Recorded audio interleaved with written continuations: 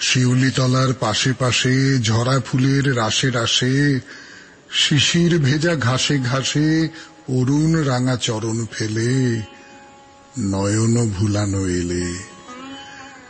আলো ছায়ার আঁচলখানি লুটিয়ে পড়ে বনে বনে, ফুলগুলি ওই মুখে চেয়ে কি কথা কয় মনে মনে।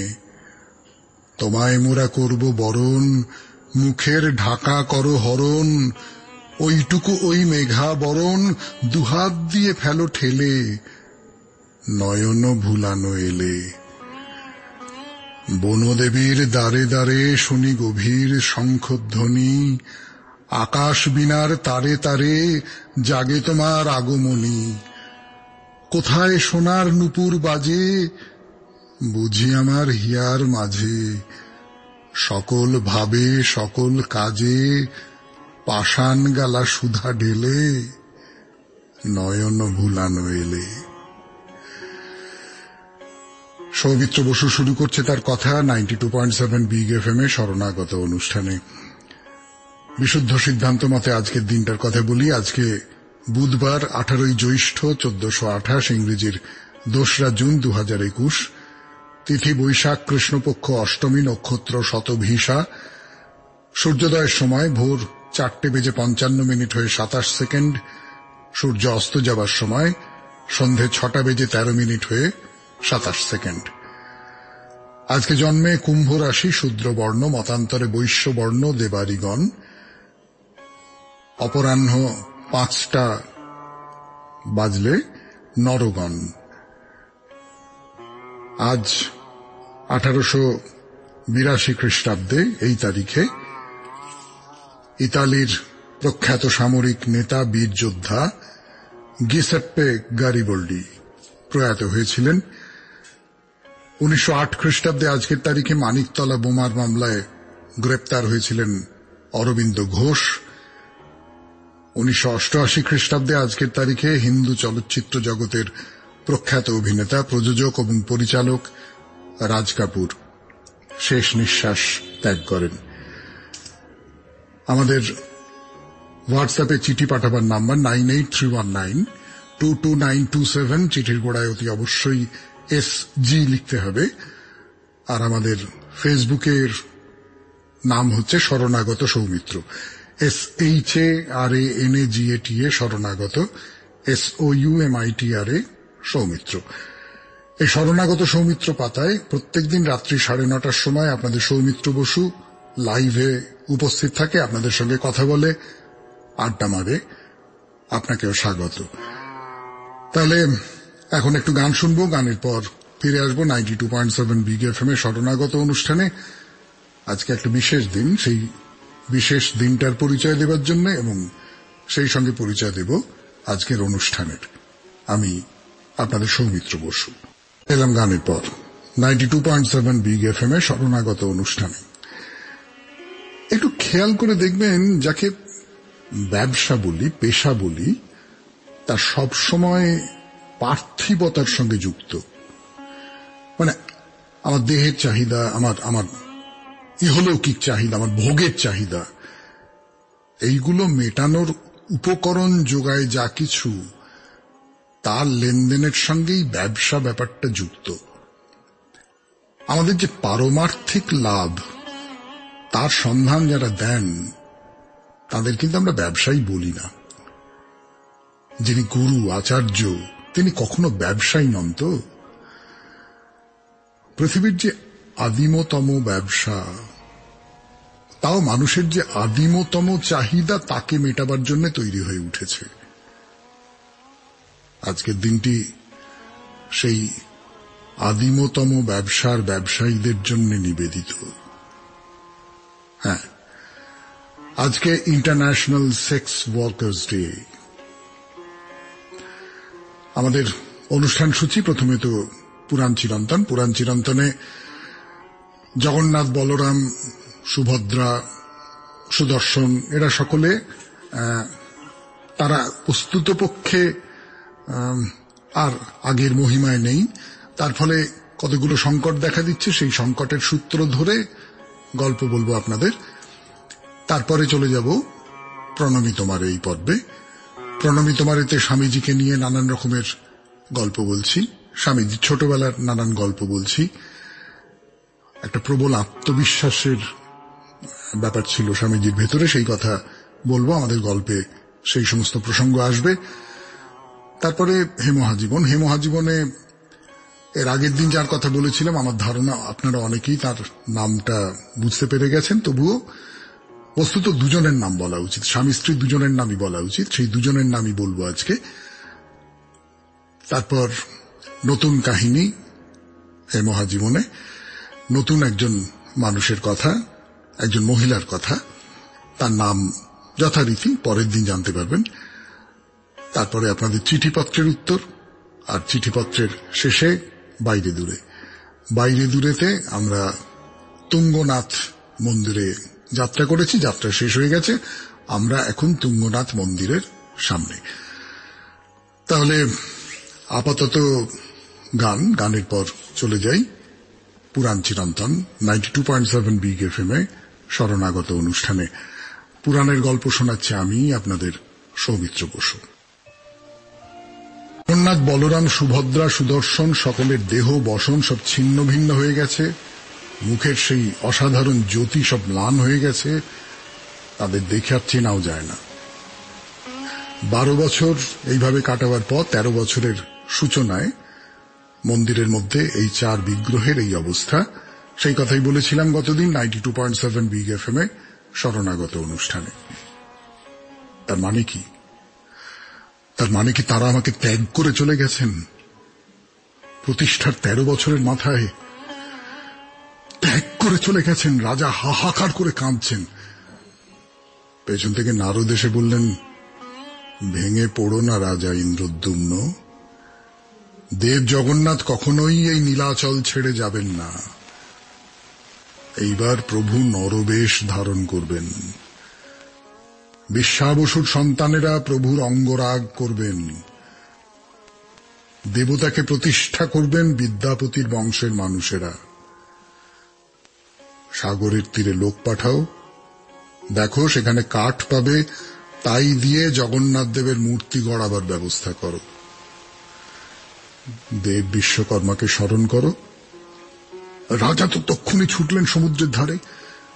সেখানে গিয়ে দেখলেন, হ্যাঁ সত্যি তো, সাদা, লাল, নীল আর হলুদ রঙের কাঠ পড়ে রয়েছে সেখানে।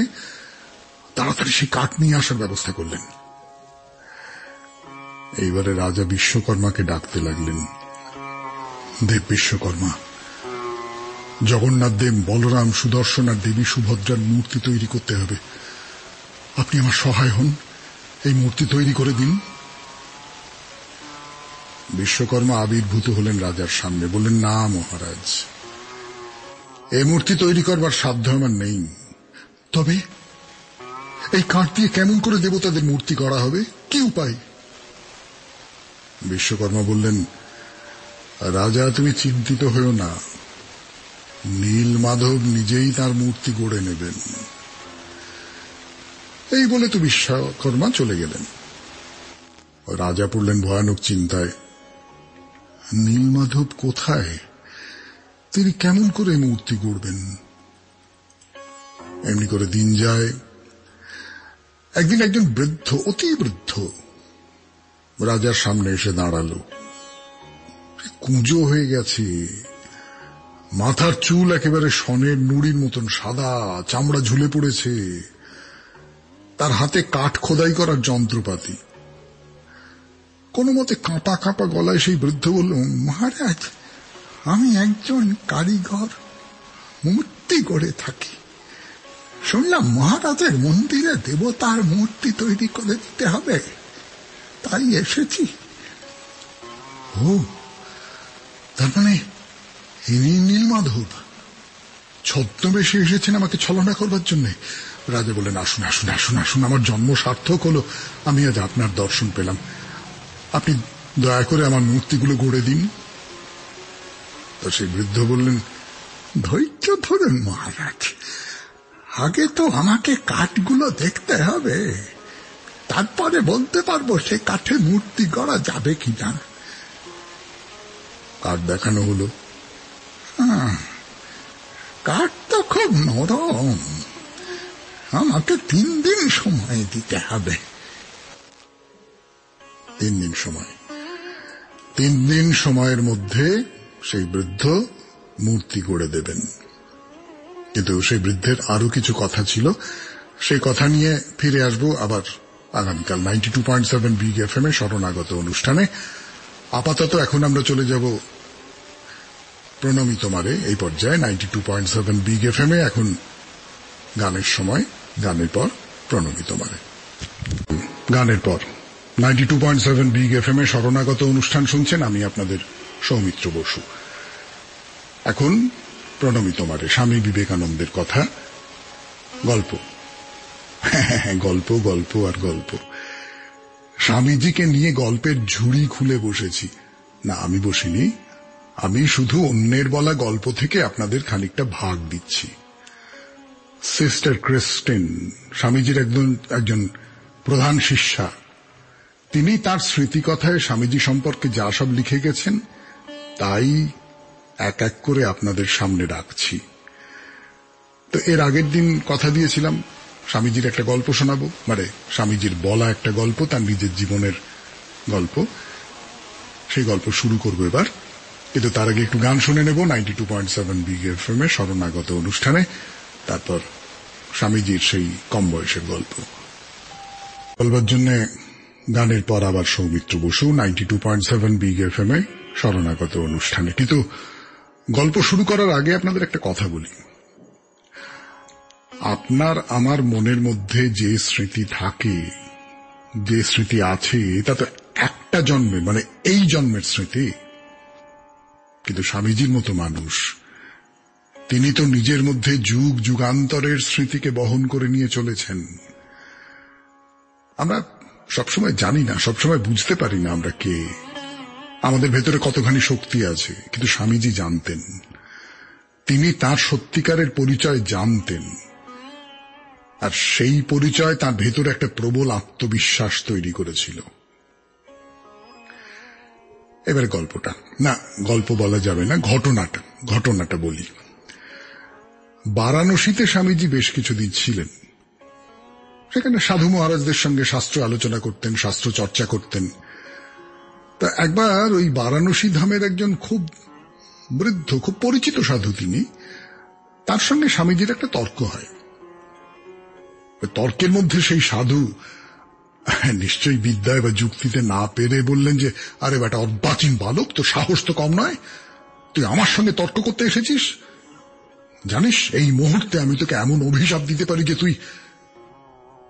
স্বামীজি একেবারে তপ করে আগুনের মতো জ্বলে উঠলেন, বললেন, বেশ, আমি অর্বাচীন তাই তো, আমি বালক, আমি আপনার সঙ্গে তর্ক করবার যোগ্য নই। বেশ, এই আমি আপনাকে বলে যাচ্ছি, একদিন আমি গোটা ভারতবর্ষকে কাঁপিয়ে দেব, তারপরে আসবো এই বারাণসীতে। যদি তা না পারি তাহলে এই পুণ্যভূমিতে কোনোদিনও আসবো না। এরপরে স্বামীজি বারাণসীর মাটিতে পা রেখেছিলেন 1902 খ্রিস্টাব্দে, অর্থাৎ শুধু ভারতবর্ষ কেন, গোটা পৃথিবীকে কাঁপিয়ে দেবার পর। এই যে আত্মবিশ্বাস, আমি ভারতবর্ষকে কাঁপিয়ে দেবই, এটা কোথা থেকে এলো তার ভেতরে, কোথা থেকে আসে? না, এক তো হলো কিছু মানুষ আছেন যারা সত্যিকারের বড় মানুষ, তারা নিজের শক্তিকে চিনতে পারেন, তার ভেতরে কি শক্তি আছে সেটা চিনতে পারেন। তার বাইরে আর একটা কথা বলি, না বাইরে থেকে দেখতে গেলে ঠিক এই প্রসঙ্গে নয়, অন্য প্রসঙ্গে স্বামীজি একটা কথা বলেছিলেন তার ছাত্রদের। তিনি অসাধারণ ভালো, মানে একেবারে শুদ্ধভাবে মন্ত্র উচ্চারণ করতে পারতেন।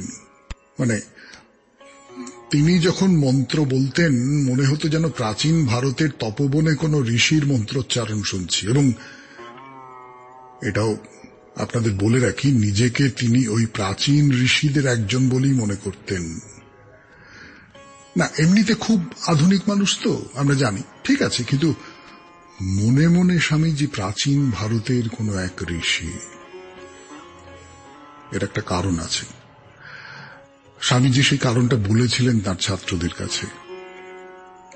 না, আজকে হবে না, কিন্তু পরের দিন তো শরণাগত শুনবেই 92.7 বিগ এফএম এ, তো তখন নিশ্চয়ই বলবো আপনাদের সেই কারণের কথা। আজকের মতো তাহলে প্রণমী তোমার এখানেই শেষ। এরপর হে মহাজীবন বলবো গতদিনে যে মানুষটির কথা বলেছিলাম, যে দুজন মানুষের কথা বলেছিলাম স্বামী স্ত্রী, তাদের নাম। ফিরে আসছি গানের পর। হে মহাজীবন তার গল্প করতে করতে, না শুধু সেই পুরুষটি নন, তার স্ত্রী, যিনি সেই সময়ে দাঁড়িয়ে মধ্যযুগের ঘোমটা টানা সংস্কারের বেড়াজাল থেকে বেরিয়ে আসতে পেরেছিলেন, পুরুষের সমাজে মাথা উঁচু করে দাঁড়িয়েছিলেন লোকলজ্জার পরোয়া না করে। হ্যাঁ, অতি অবশ্যই স্বামীর সমর্থন, উৎসাহ সবকিছু নিয়ে। বলেছিলাম রবীন্দ্রনাথের সঙ্গে তাদের একটা সম্পর্ক আছে। খুব খুলে বলিনি, বললে ধরা পড়ে যেতাম বলে। রবীন্দ্রনাথের সঙ্গে খুবই নিকট আত্মীয়তার সম্পর্ক। তার কারণ একজন হলেন রবীন্দ্রনাথের দাদা সত্যেন্দ্রনাথ ঠাকুর, আর একজন হলেন তার বৌদি জ্ঞানদানন্দিনী। কে জানে ঘরে বাইরে উপন্যাসের নিখিলেশকে যে রবীন্দ্রনাথ তৈরি করেছিলেন, যে নিখিলেশ তার স্ত্রী বিমলাকে বাইরের পৃথিবীতে বার করে আনতে চেয়েছিল, তার পেছনে কোথাও সত্যেন্দ্রনাথের ছায়া ছিল কিনা। আপনাদের জানিয়ে রাখি, সত্যেন্দ্রনাথ ঠাকুরের জন্ম 1 জুন, মানে গতকাল, 1842 খ্রিস্টাব্দে। তিনি প্রয়াত হন 9 জানুয়ারি 1923 খ্রিস্টাব্দে। জ্ঞানদানন্দিনী দেবীর জন্ম 26 জুলাই 1850, প্রয়াত হন 1 অক্টোবর 1941। এরপর নতুন গল্প 92.7 বিগ এফএম এ শরণাগত অনুষ্ঠানে গানের পর। এরপরে ফিরে এলাম হে মহাজীবন। আজকে নতুন গল্প, সে গল্পের নায়ক বা এক্ষেত্রে নায়িকা, তার নামটা তো আজকে বলা যাবে না, বলবো আগামীকাল। আপনারা আন্দাজ করতে থাকুন একদিন ধরে কে এই নায়িকা। আমি সেবিকা হব, সেই হবে আমার কাজ। মেয়ের কথা শুনে বাবা মা একেবারে হতভম্ব হয়ে তাকিয়ে আছেন তার দিকে। বলে কি? ঘটনাটা আজকের নয়, আজ থেকে ধরা যাক 200 বছর আগের কথা। তখন একটা ভদ্রঘরের মেয়ে সেবিকা হবে, হাসপাতালে গিয়ে কাজ করবে, একেবারে অকল্পনীয় ব্যাপার ছিল। আর তাছাড়া মেয়ে তো হেজি পেজি কেউ নয়, খুব গুণের মেয়ে, পড়াশোনায় ভালো, গান জানে, ছবি আঁকা শিখেছে। বাবা দেশ বিদেশের অনেকগুলো ভাষা শেখার ব্যবস্থা করেছেন। আর যেটা বিশেষ করে বলবার সেটা হচ্ছে মনটা খুব নরম। না, মানুষের বিপদে তো বটেই, মানে হাঁস মুরগি গরু যা হোক কিছুর একটু অসুখ বিসুখ যদি করে, মেয়ে তাকে সারিয়ে তোলার জন্য ঝাঁপিয়ে পড়বে। তো এমন একটি মেয়ে, সর্বগুণান্বিতা বলতে যা বোঝায়, বিয়ের বাজারে এ মেয়ে তো পড়তে পারবে না। কিন্তু এই সমস্ত এত ভালো গুণ থাকা সত্ত্বেও মেয়ে নার্স হবে, হবেই। সে যুগে নার্সকে খুব সম্মান করা হতো না, একেবারেই সম্মানজনক পেশা ছিল না সেটা। সেই নার্স হবে, জেদ হবে। তো বাবা মা ঠিক করলেন যে বিদেশে পাঠিয়ে দিই, কটা দিন ঘুরে আসুক, মনটা হালকা হবে, এই সমস্ত পাগলামি সরে যাবে মন থেকে। কিন্তু হিতে বিপরীত হলো। তাকে নিয়ে যাওয়া হলো প্রথমে ইতালির ফ্লোরেন্সে। সেখানে রোমান ক্যাথলিকদের কনভেন্ট দেখে মেয়ে একেবারে মুগ্ধ। কি সুন্দর, কি ডিসিপ্লিনড, যে যারা নিজের কাজ করে যাচ্ছেন মুখ বন্ধ করে, সেবার কাজ। আমি এদের মতো হব। শিখলেন সেবার কাজ। এই সময় তার সঙ্গে আলাপ হলো এক যুবকের, একেবারে মনের তারে তারে মিলে যাওয়া বলতে যা বোঝায় না, সেরকম মিলে গেল। সেই যুবকও বুঝলেন মেয়েটিকে। তারপর ইউরোপের নানান দেশে গিয়ে সেখানকার হাসপাতালগুলোর কাজকর্ম দেখলেন। লন্ডনে ফিরে জোর করে হাসপাতালে নার্স হয়ে যোগ দিলেন তিনি। কিন্তু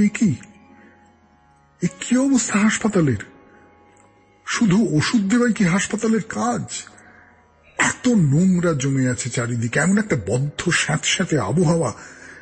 এখানে থাকলে রোগীর শরীরের ওপর, মনের ওপর চাপ পড়ে না? নোংরা পরিষ্কার করতে হবে। খুলে দাও, খুলে দাও, খুলে দাও, সমস্ত জানলা দরজা সব খুলে দাও, নোংরা পরিষ্কার করো, আর হাসি মুখে ভালোবেসে রোগশয্যার সামনে দাঁড়াও। রোগীকে বলো, আমি তো আছি, ভয় কি? এর মধ্যে যুদ্ধ বেঁধে গেল। যুদ্ধক্ষেত্র, দলে দলে আহত সৈনিককে ভর্তি হতে হয় হাসপাতালে। যুদ্ধ নিয়ে সবাই ব্যস্ত, কে সে সমস্ত আহত সৈনিকদের দেখভাল করবে? ভয়াবহ অবস্থার মধ্যে পড়ে থাকে সৈন্যরা। তো সরকার থেকে আমাদের এই মেয়েটিকে অনুরোধ করা হলো, আপনি ওই আহত সৈনিকদের জন্য যান, তাদের সেবা করুন। সমস্ত শক্তি দিয়ে সেই কাজে ঝাঁপিয়ে পড়ল মেয়েটা। তার জন্য যথেষ্ট টাকা নেই, যুদ্ধের কাজে টাকা খরচ হচ্ছে, আহত সৈন্যদের চিকিৎসার জন্য তো টাকা দেওয়া যাবে না। মানুষের কাছে হাত পেতে ভিক্ষে করে করে টাকা তুলল সে। যে কোনো সৈনিক যন্ত্রণায় কাতরাচ্ছে, তার মাথার কাছে আলো নিয়ে দাঁড়িয়ে আছে সে, নিজেই আশার আলো হয়ে। নিশ্চয়ই বলতে পারবেন তার নামটি কি? পারবেনই। শেষ হলো আজকের হে মহাজীবন। এরপর আপনাদের চিঠিপত্র 92.7 বিগ এফএম এ শরণাগত অনুষ্ঠানে পড়তে একটু বেঁধে যাবে, কিছু করার নেই। কেননা চিঠিটা রোমান স্ক্রিপ্টে লেখা, মানে যাকে সোজা করে আমরা বলি ইংরেজি হরফ, সেই ইংরেজি হরফে লেখা। আপনাদের কাছে অনুরোধ, চিঠি যদি বাংলা হরফে লেখেন তাহলে খুব ভালো হয়। তা না হলে অনুষ্ঠানের মধ্যে এরকম ধাক্কা খেয়ে খেয়ে পড়া আমার নিজেরই খুব খারাপ লাগে আর কি, আর আপনাদেরও নিশ্চয়ই খারাপ লাগে। পড়ি। আমার নজরুল। নজরুলের সাথে আমার পরিচয় ছোটবেলার লিচুচোর কবিতার হাত ধরে। তারপর খাদু দাদুর কবিতায় হেসে লুটোপুটি খাওয়া। মোরা একই বৃন্তে দুইটি কুসুম, হিন্দু মুসলমানের একতা। কারারই লৌহ কপাটের জেলের দরজা ভাঙা, সাথে রক্ত গরম হয়ে ওঠা। সাগর আমায় ডাক দিয়েছেতে, মন আর নদীর এক হয়ে যাওয়া।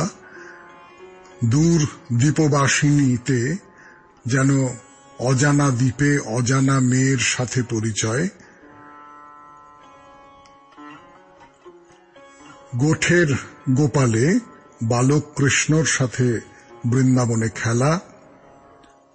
শুকনো পাতায় নুপুরে ইরানি বালিকার মরুভূমির বালির এক হয়ে যাওয়া।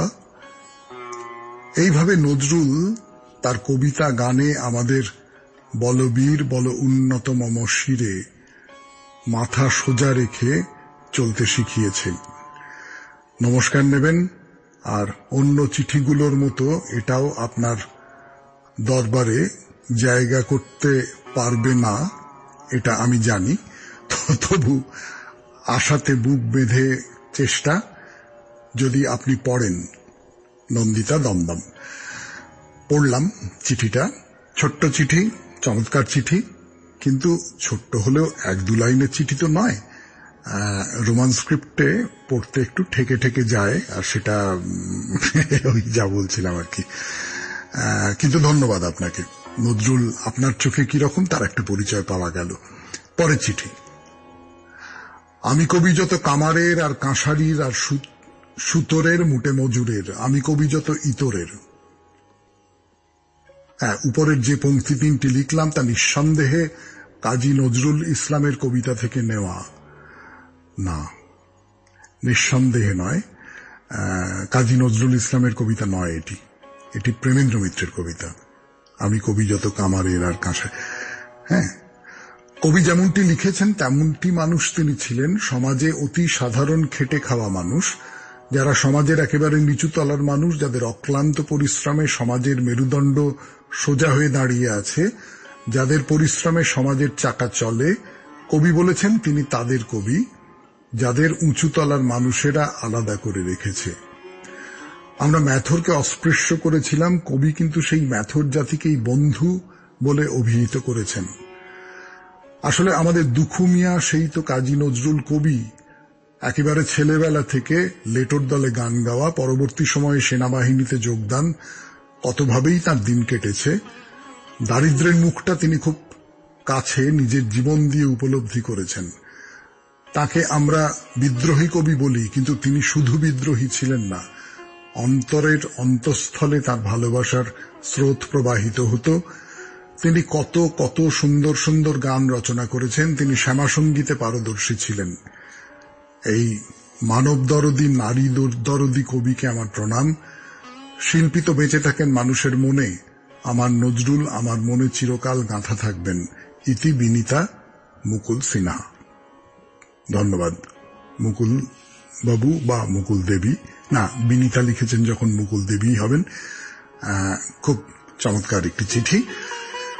চিঠিপত্রের ঝাঁপি এবার বন্ধ করি, বন্ধ করে চলে যাব বাইরে দূরেতে 92.7 বিগ এফএম এ শরণাগত অনুষ্ঠানে। আমরা এখন আছি তুঙ্গনাথ মন্দিরের সামনে। গানের পর বাইরে দূরে 92.7 বিগ এফএম এ শরণাগত অনুষ্ঠান শুনছেন। আমি আপনাদের নিয়ে গেছি তুঙ্গনাথ মন্দিরের সামনে, আপনাদের সৌমিত্র বসু। কেদারনাথ যেমন তুঙ্গনাথ তাই, খুব ছোট একটা মন্দির, কোন রকম অলঙ্করণ বা সাজসজ্জা যাকে বলে তার কিছুই নেই। পাহাড়ের কোলে যেন মিশে আছে এই মন্দির। কেউ ভাবতে পারেন এই দেখবার জন্য এত দূর থেকে এমন করে আসা। যেটা কেদারনাথ সম্পর্কে বলতে গিয়ে বলেছিলাম, বারবার সেই কথাটাই বলবো। যদি মনে করে থাকেন ঈশ্বর শুধু এই মন্দিরের ছোট্ট জায়গাটুকুর মধ্যে আছেন, তাহলে খুব দুঃখের সঙ্গে জানাচ্ছি আপনি তাকে দেখতেই পাননি। এই মন্দির আসলে চারপাশের সবটুকু নিয়ে। এই সবটুকুর মধ্যেই আছেন শিব, যিনি সুন্দরের দেবতা, যিনি পবিত্রতার দেবতা, যিনি মঙ্গলের দেবতা। তাকে প্রণাম করব 92.7 বিগ এফএম এ শরণাগত অনুষ্ঠানে বাইরে দূরে। যেহেতু রাস্তা খুব দুর্গম নয় এবং খুব দূরও নয়, তাই বহু মানুষ আসেন এখানে।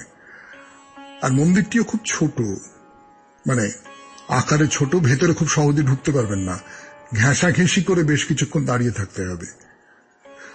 পুজো দেবার উপকরণ সামনেই পেয়ে যাবেন।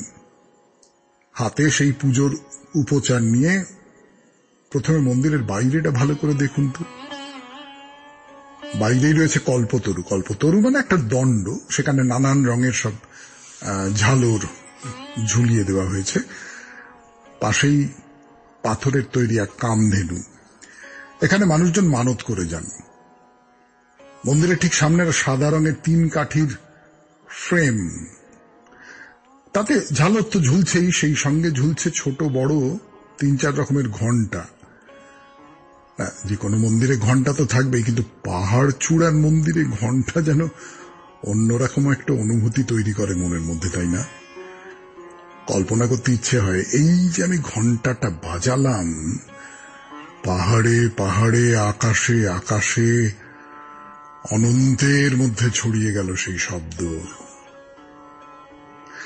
তারপরে হয়তো আপাত দৃষ্টিতে একটু বেখাপ্পাই লাগে একটা সোলার লাইটের স্ট্যান্ড, অর্থাৎ সূর্যের আলো শুষে নিয়ে এখানে আলো জ্বালানো হয়, সোলার লাইট। এখানে ইলেকট্রিক নেই। কি করেই বা থাকবে বলুন? কত কত নিচে থেকে কি একটা মন্দিরের জন্য ইলেকট্রিক্যাল লাইন টেনে আনা যায়? তার চেয়েই তো ভালো শিবের মন্দিরে দিনে রাতে আলো যোগাচ্ছেন সূর্য দেবতা। তার দাক্ষিণ্য তো এখানে প্রচুর। তুঙ্গনাথের মন্দির একেবারে পাহাড়ের চূড়ায়, রোদ ঢেলে দিচ্ছে আকাশ। এবারে মন্দিরের শুরু। কেদারনাথের মতোই প্রথমে একটা নিচু ছাদের কুঠুরি, তার মাথার উপর নন্দীর মূর্তি যেন তুঙ্গনাথকে পাহারা দিচ্ছেন। সেখান দিয়ে প্রায় মাথা নিচু করে ঢুকতে হবে। দুপা গেলেই দেখবেন মাথার ছাদ একটু উঁচু হয়েছে, তারপরে আরো উঁচু, মানে 3টে থাকে এ মন্দির তৈরি। মানে আমি যেভাবে বুঝেছি, প্রথমে তোমাকে মাথা নিচু করেই ঢুকতে হবে, তারপরে সোজা হয়ে দাঁড়িয়ে হবে তোমার দেব দর্শন। মন্দিরের পেছন দিকে পাহাড়, আর ঠিক পেছনে পাহাড়ের গায়ে একটা বড় পাথর আলাদা করে বেরিয়ে এসেছে। আমার মনের ভুল কিনা জানি না, ঠিক যেন একটা মস্ত অজগর সাপের মুখ। হ্যাঁ, আমরা তো বলবোই প্রকৃতির খেয়াল, কিন্তু এই পরিবেশে দাঁড়িয়ে ব্যাপারটাকে অন্যরকম কিছু ভাবতে ইচ্ছে করে। মন্দিরের মাথায় সোনালী দণ্ড ঝলকাচ্ছে রোদ্দুরে। সেই রোদ্দুর চোখে নিয়ে মন্দিরের ভেতরে ঢুকলে চোখ সইতে সময় লাগবে। প্রথমে তো কিছুই দেখতে পাবেন না, তারপরে এই দেখুন তুঙ্গনাথ। ঝলমলে জড়ি দেওয়া কাপড়ের মধ্যে থেকে সোনালী ধাতুর মুখখানি বেরিয়ে রয়েছে তাঁর। জয় তুঙ্গনাথ। শেষ করলাম আজকে শরণাগত 92.7 বিগ এফএম এ। শরণাগত শুনলেন আপনারা সৌমিত্র বসুর কথকথায়। আমাদের হোয়াটসঅ্যাপে চিঠি পাঠাবার নাম্বার 9831922927। চিঠির গোড়ায় অতি অবশ্যই SG লিখতে হবে। আর আমাদের ফেসবুক হলো শরণাগত সৌমিত্র, SHARANAGATA শরণাগত, SOUMITRA সৌমিত্র। এই শরণাগত সৌমিত্র পাতায় প্রত্যেকদিন রাত্রি 9:30টার সময় আপনাদের সৌমিত্র বসু উপস্থিত থাকে আপনাদের সঙ্গে গল্প করবার জন্য।